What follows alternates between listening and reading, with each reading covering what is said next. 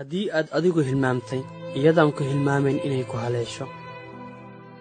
Noloshu way gaaban tahay, ilbiriqsi ayay wax kasta isku beddeli karaan.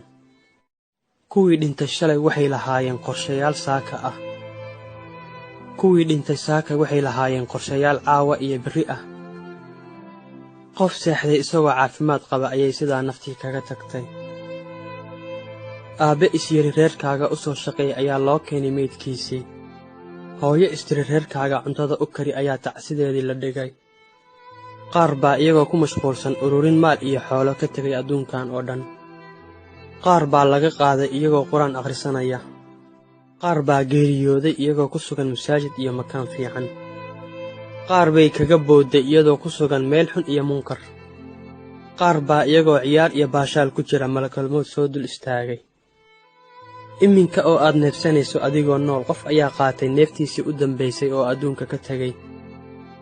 Marnaba dib ha u dhiganin inaad Alle u noqoto, dambi dhaafna weydiisato, samaysato camal wanaagsan, tukato salaada, badiso ducada, akhrisato quraanka, ka fogaata xumaan kasta noocay tahay mid yar iyo mid weynba.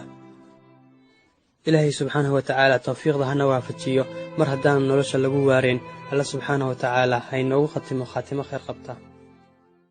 Fariintan gaarsiiya walaalaha muslimiinta, subscribe kanaalka. Wassalaamu calaykum.